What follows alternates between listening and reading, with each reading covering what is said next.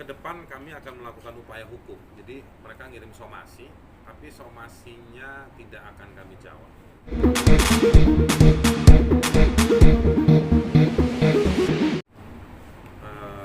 Kalau misalnya Syakir dilaporkan ke polisi, nggak apa-apa. Kami akan datang ke polisi. Kalau diperiksa, kami akan sampaikan semua bukti-bukti yang kami punya. Kalau terkait dengan pencemaran nama baik, terkait dengan masalah keperdataan, dalam somasi kami tidak perlu jawab karena sebetulnya yang diminta sama mereka teknis dalam somasi tersebut tidak jelas apa yang diminta. Kalau diminta untuk menjalankan prestasi sesuai kontrak, sebetulnya Syakir sudah menjalankan jauh dari apa yang mereka sebutkan di dalam somasi. Jadi mungkin kami juga akan melakukan upaya hukum kepada mereka. Jadi intinya masalahnya ini bukan sekedar menjawab somasi, tapi sebetulnya mereka yang sebetulnya membuka masalah ini, dan kami berterima kasih sebetulnya kepada pihak Sugianto CS. Pihak Sugianto CS justru menyadarkan Syakir bahwa Syakir mengalami ketidakadilan yang bertubi-tubi, berlapis-lapis dari berbagai sisi. Dan setelah kami pikirkan, pelajari, lihat fakta yang ada semua sarana komunikasi yang kami lihat ada, kami justru yang nanti akan melakukan upaya hukum kepada Sugianto untuk meminta pertanggungjawaban kesalahan menyusun kontrak, kerugian yang diciptakan, eksploitasi terhadap anak muda yang masih di bawah umur, sekarang udah di atas umur sedikit. Justru nanti kami yang akan minta pertanggungjawaban tersebut. Kira-kira begitu. Ada pertanyaan? Mungkin lebih ke awal kenapa bisa bekerja sama dengan pihak Sugianto proaktif, karena yang saya tahu kan kebetulan saya liputan juga ke sana itu dari pihak mereka bilangnya ini ada apa kontrak jual beli gitu kan, sementara dari pihak Syakir menurut mereka tidak mengakui bahwa adanya jual beli. Anda dikasih lihat nggak kontraknya? Pada saat itu saya sekilas karena saya untuk kebutuhan stok aja. Untuk ngebaca secara detail itu mungkin bukan. Berarti Anda belum baca. Kenapa? Anda melihat tapi Anda tidak baca. Iya. Ya. Karena saya pikir itu bukan kewenangan saya yang kebutuhan untuk gambar aja. Dia Jadi juga, tadi seperti saya bilang, kontraknya, judulnya sama isinya berbeda. Pelaksanaannya seperti tadi saya sebutkan. Dia nggak boleh, dia dikontrak seumur hidup, nggak boleh kontrak sama pihak ketiga manapun, tapi dia yang harus bikin konten seminggu 3 kali, dari idenya, produksinya, promonya. Jangankan konten kreator, seniman, artis kayak begini, kita narik orang aja untuk kerja di kantor kita, nggak mungkin semuanya segala sesuatunya dikerjain sama dia, tapi dia yang tanggung jawab. Terus kalau dia ngalamin kerugian, dia nggak boleh komplain. tapi pada saat Syakir pada saat bikin kontrak itu, terutama yang kedua, itu tengah malam, bukan jam normal, jam kerja. Jam berapa?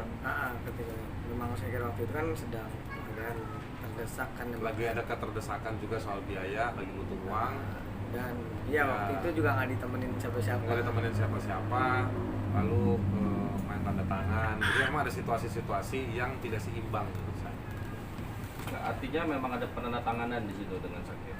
Ada. Penandatanganan ya lihat aja di kontrak, yang kan saya tanya, Anda lihat nggak kontrak? Tapi begini, nanda tanganin kontrak iya, tapi juga situasi membuat kontraknya, alasan membuat kontraknya. Kalau saya bikin kontrak sama Anda, bawa kepala Anda saya belah 7 nanti sejam lagi, boleh nggak kita bikin kontrak kayak begini? Boleh nggak? Tidak semua hal boleh diperjanjikan meskipun ditandatanganin pakai kuas yang paling mahal, dilapis emas kita. Kontrak itu bukan berarti orang bisa menjual apa saja, bisa menyerahkan apa saja.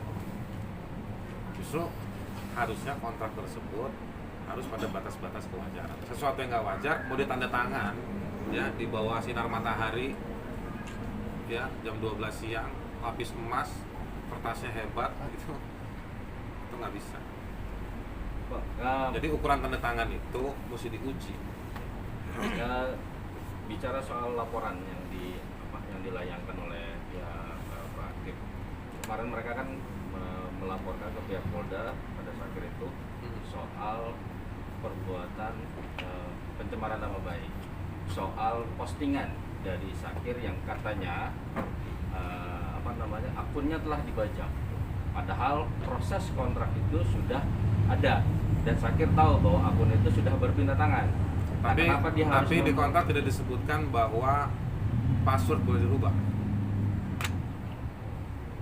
Dan semenjak tanggal berapa April?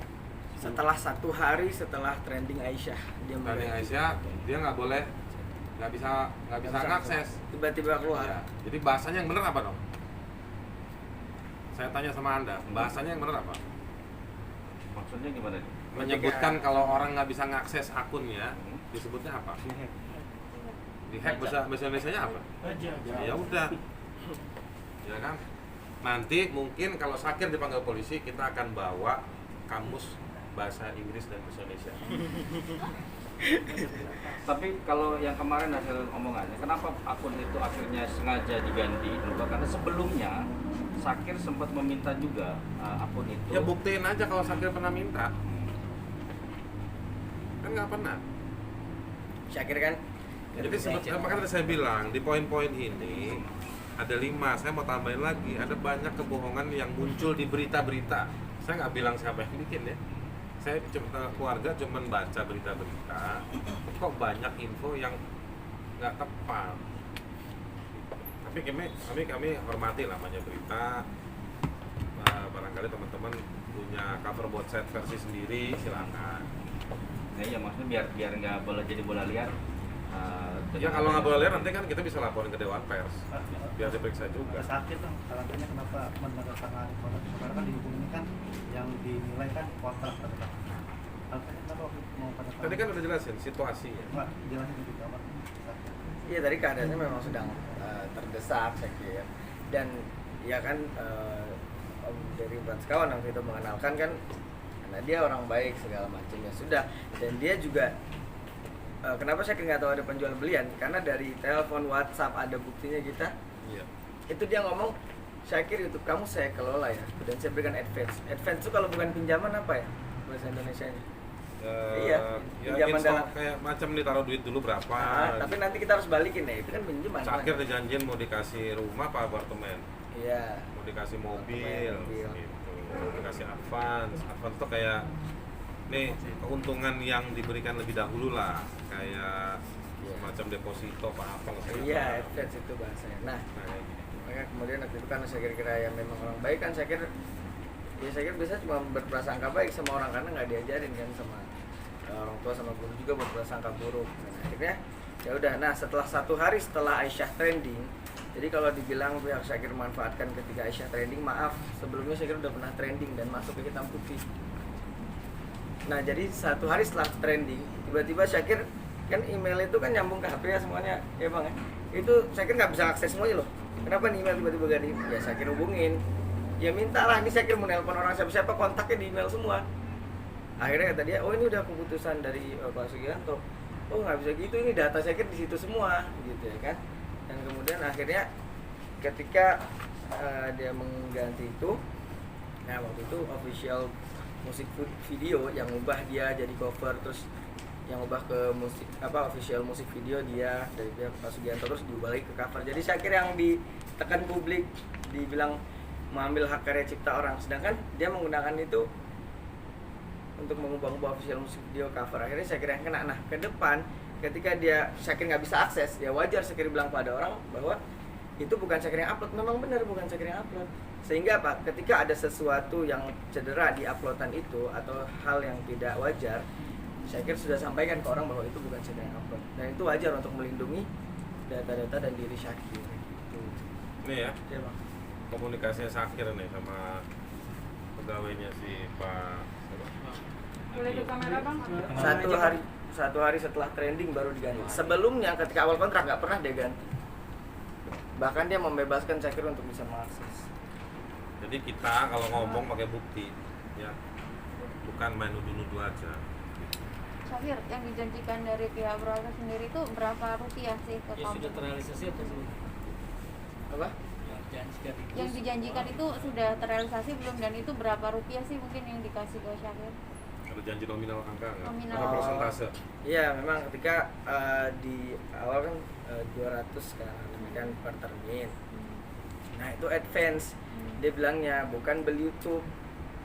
Saya kira ingat lah pasti kan, nggak mungkin saya kira juga menjual segala macam karya saya kira dengan segitu mudahnya gitu ya kan. Sedangkan 200 juta itu ya bukan saya kira mau sombong dengan segala kerendahan hati ya. Alhamdulillah kan saya kira di sinetron di mana-mana itu sangat insya Allah mudahkan lah untuk mendapatkan itu dalam per bulannya bahkan. Nah, tapi ketika saat itu memang karena saya kira juga terdesak dan saya kira dikenalkan oleh Mbak B. Agi, dari Sekawan ya, saya kira dikenalin ini orang baik kira-kira segala ya udah saya kira hanya satu prasangka baik. Nah, itu semua udah saya kira terima, ya udah saya kira terima 150. Nah sebelum Aisyah trending Sudah. sebelum Aisyah trending itu dia nggak pernah nulis pembelian akun YouTube di transferan itu. Tapi ketika Aisyah trending kemudian ditransfer 50 terakhirnya dia tulis di situ pelunasan akun YouTube. Jadi bang sebelumnya dia tulisnya ini advance-nya gitu termin. Tapi terakhir dia bilang pelunasan akun itu di. Jadi awalnya kan kerjasama Syakir tahu.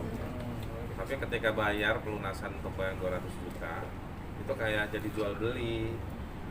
Makanya tadi saya bilang dari awalnya kontraknya apa, isinya apa, prakteknya seperti apa, beda-beda. Jadi kayak dijebak gitu ya, ngerasa kayak dijebak gitu.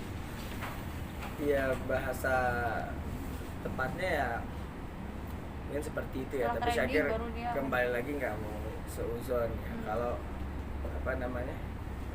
kalau memang seperti ini ya saya kira serahkan lagi kepada kuasa hukum bagaimana etika hukumnya, bagaimana praktek Iya. hukumnya. Saya kira serahkan pada ini. Kalau menurut saya gini, sebetulnya yang harusnya mempermasalahkan secara hukum Syakir bukan mereka. Jadi sebenarnya yang jadi korban pelanggaran hukum Syakir bukan mereka. Jadi tapi karena mereka sudah memulai membuka, ya mungkin ini berkah bulan puasa ya. Jadi justru ya udah sekalian. Jadi kita nanti malah yang akan mempermasalahkan, menagih, meminta sejumlah hal untuk martabat, kehormatan, keadilan, kerugian diganti.